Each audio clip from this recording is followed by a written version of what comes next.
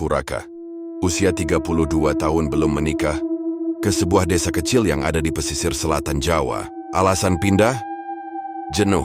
Sumpek sama kota yang nggak pernah tidur. Macet, bising, dan penuh drama.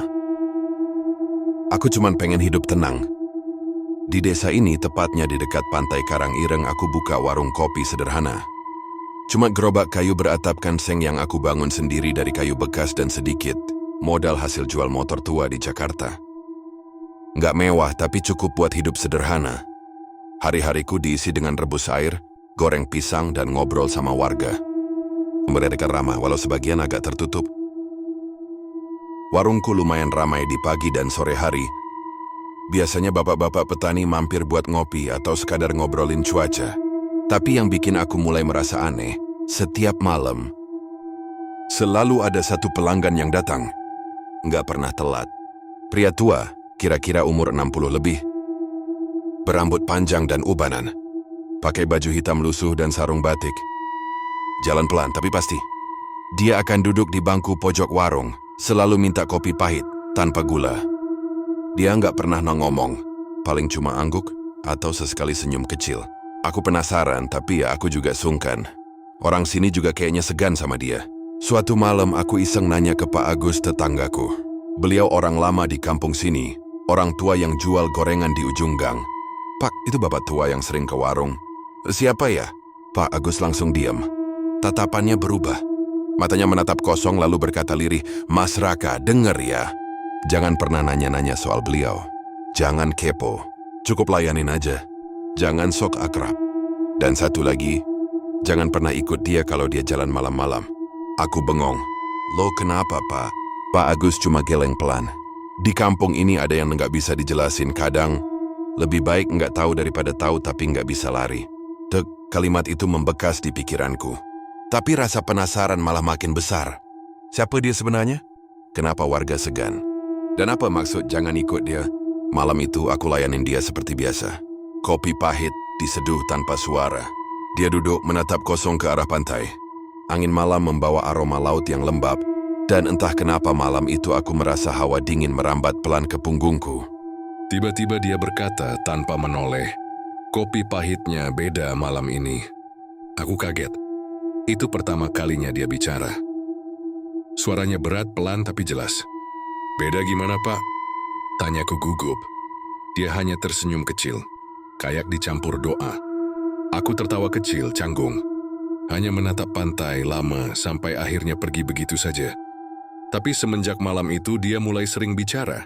Sedikit demi sedikit. Katanya dia lahir di desa itu. Dulu nelayan. Tapi setelah suatu malam badai, dia hilang 2 minggu. Lalu kembali dalam keadaan sehat tanpa luka.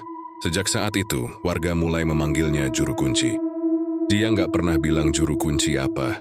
Tapi dari cara warga memperlakukannya, aku tahu dia bukan orang sembarangan. Malam-malam berikutnya, dia mulai cerita soal perjanjian lama. Tentang orang-orang yang datang ke pantai saat malam Jumat Kliwon. Minta kaya, minta kuasa, minta jabatan. Tapi semua itu ada harga yang harus dibayar. Aku makin penasaran.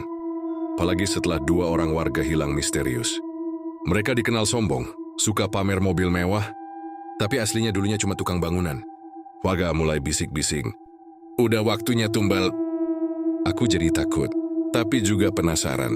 Aku mulai curiga, jangan-jangan juru kunci itu yang jadi penghubung antara mereka dan sesuatu dari laut sana. Apakah benar ada pesugihan di pantai ini? Sekarang semuanya sudah berbeda. Semua orang yang kukenal sudah pergi. Warungku sudah tidak buka. Aku sendiri pun. Bukan lagi aku yang dulu. Malam ini, aku berdiri di bibir pantai Karangireng. Ombak malam menggulung pelan. Tapi ada suara lain yang ikut terbawa angin. Suara tawa, suara wanita. Aku ingat segalanya. Tawaran yang kubilang sekali aja, demi bertahan hidup. Uang yang datang tiba-tiba. Warung yang jadi ramai. Tapi setelah itu, keponakanku demam tinggi dan meninggal. Kakak bawa kecelakaan. Ibuku lumpuh tanpa sebab. Satu persatu mereka diambil. Dan aku cuma bisa nangis tapi nggak bisa lari. Aku pernah coba mundur. Ke kota, ke pesantren, ke dukun.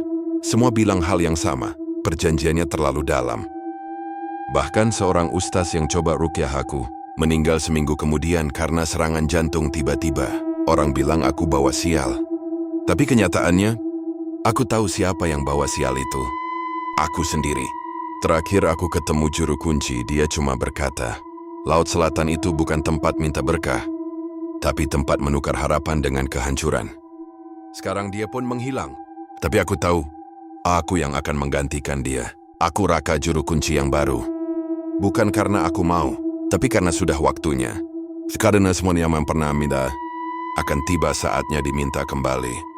Dan ketika malam sudah terlalu sepi, saat angin berhenti berhembus, dan ombak seolah menunggu, di sanalah aku berdiri. Menunggu yang berikutnya.